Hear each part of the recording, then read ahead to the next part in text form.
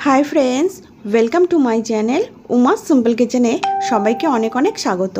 आशा करी तोमरा सबाई भालो आछो, आमिओ खूब भालो आछि।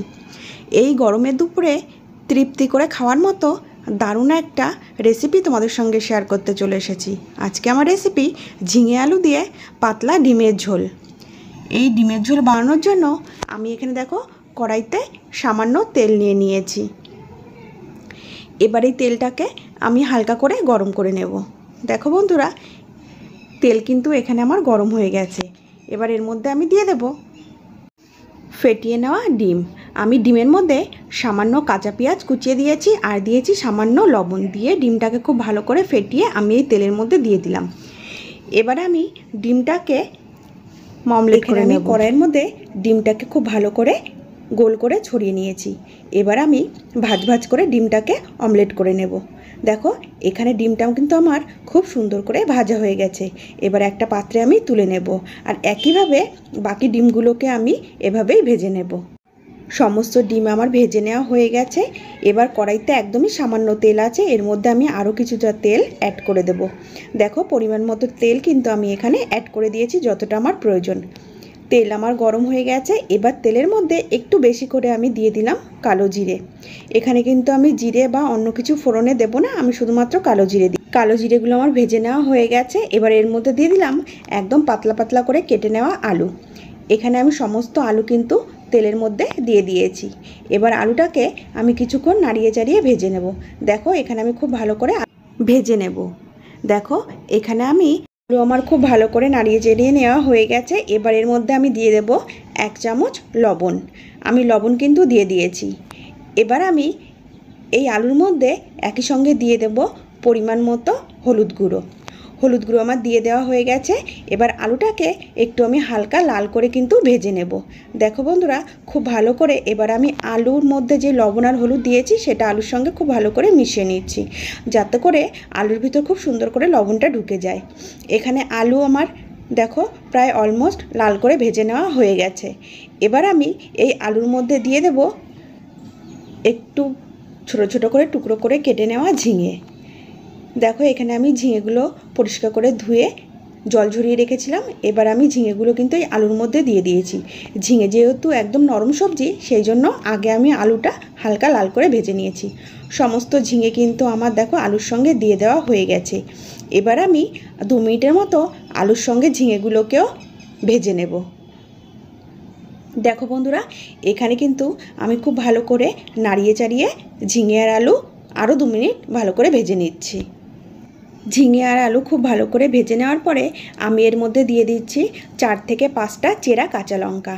কাঁচা লঙ্কাগুলো আমি দিয়ে নাড়িয়ে চাড়িয়ে নিয়েছি। এবার দিয়ে দিচ্ছি ছোট ছোট একদম দেখো সুন্দর সুন্দর লাল টমেটো। যেহেতু টমেটোগুলো ছোট তাই জন্য আর আমি কেটে টুকরো করিনি। আমি কিন্তু টমেটোগুলো গোটাই দিয়ে দিয়েছি এই সবজির মধ্যে। এবার আমি কাঁচা লঙ্কা টমেটো দেওয়ার পরে আরও কিছুক্ষণ সবজিগুলোকে ভেজে নেব। দেখো কি দারুণ দেখতে লাগছে, সবজিগুলো ভীষণ সুন্দর লাগছে দেখতে। কিন্তু সমস্ত সবজি খুব সুন্দর করে ভেজে নেওয়ার পর আমি এর মধ্যে দিয়ে দেব 1 চামচ জিরের গুঁড়ো। প্রথমে আমি 1 চামচ জিরের গুঁড়ো দিয়ে দিলাম, তারপর আমি আরও হাফ চামচ জিরের গুঁড়ো অ্যাড করছি। এবার দিয়ে দেব এখানে 1 চামচ আদার পেস্ট। আমি কিন্তু এই রেসিপির মধ্যে আর কোনো রকম কোনো মশলা অ্যাড করব না, আর শুধুমাত্র কালারের জন্য দিয়ে দিলাম সামান্য কাশ্মীরি লঙ্কার গুঁড়ো। বন্ধুরা আমি কিন্তু এর মধ্যে আর কোনো রকম কোনো মশলা অ্যাড করব না, শুধুমাত্র আদার পেস্ট আর সামান্য জিরের গুঁড়ো দিয়ে আমি এই রেসিপিটি বানিয়ে নেব। দেখো সমস্ত মশলা দেওয়ার পরে আমি খুব ভালো করে মশলাগুলোকে সবজির সঙ্গে দেখো মিশিয়ে নিয়েছি। এবার আমি খুব ভালো করে 5 মিনিটের মতো কষিয়ে নেব। এখানে সবজি আর মশলা খুব ভালো করে আমার কষিয়ে নেওয়া হয়ে গেছে। এবার আমি এর মধ্যে দিয়ে দেব পরিমাণ মতো জল। দেখো এখানে আমি উষ্ণ গরম জল ব্যবহার করেছি। পরিমাণ মতো জল কিন্তু আমার দিয়ে দেওয়া হয়ে গেছে। যেহেতু আমি পাতলা ঝোল বানাবো সেই কারণে আমি জলের পরিমাণটা একটু বেশি দিয়েছি। জল দিয়ে দেওয়ার পরে খুব ভালো করে নাড়িয়ে চাড়িয়ে নিয়েছি। এবার আমি এর মধ্যে আরও দিয়ে দিলাম হাফ চামচ লবণ। আমি এখানে চেক করে দেখেছি আরও কিছুটা লবণের প্রয়োজন, সেই কারণে আমি হাফ চামচ লবণও দিয়ে দিয়েছি। এবার আমি ঝোলটাকে ফুটতে সময় দেব। এখানে দেখো ঝোল কিন্তু খুব সুন্দর করে ফুটতে শুরু করে দিয়েছে। আমি একবার খুঁতি দিয়ে খুব ভালো করে নাড়িয়ে চাড়িয়ে নিলাম। এখানে আলুও কিন্তু দেখো আমার একদম পারফেক্ট সেদ্ধ হয়ে গেছে, আর ঝিঙে তো খুবই সুন্দর সেদ্ধ হয়েছে। এবার আমি এই ঝোলের মধ্যে দিয়ে দেবো আগে থেকে ভেজে রাখা ডিম।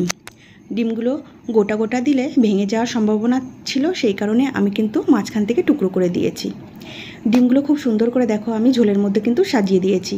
এবার একবার নাড়িয়ে চাড়িয়ে দেবো যাতে ঝোলের মধ্যে ডিমটা খুব ভালো করে মিশে যায়। খুব ভালো করে দেখো আমি ঝোলের মধ্যে ডিমগুলোকে মিশিয়ে নিয়েছি। এবার আমি আরও 2 থেকে 3 মিনিট খুব ভালো করে রান্না করে নেব।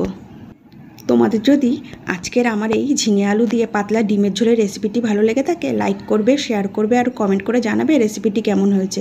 আর আমার চ্যানেলে নতুন নতুন ভিডিও পেতে হলে অবশ্যই আমার চ্যানেলটিকে সাবস্ক্রাইব করবে। এখানে বন্ধুরা ডিমের ঝোল আমি খুব সুন্দর করে ফুটিয়ে নিয়েছি বা রান্না করে নিয়েছি।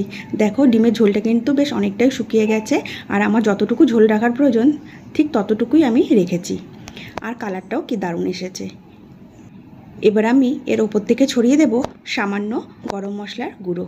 দেখো বন্ধুরা এখানে আমি সামান্য গরম মশলার গুঁড়ো দিয়েছি, খুব বেশি দেব না।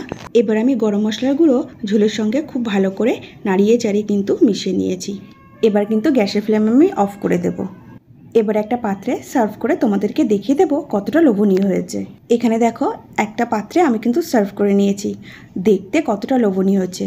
গরমের দুপুরে তৃপ্তি করে খাওয়ার মতো একদম পারফেক্ট পাতলা ডিমের ঝোল। আজকের মতো ভিডিওটি আমি এখানেই শেষ করছি। তোমরা সবাই ভালো থাকবে, সুস্থ থাকবে। Thank you.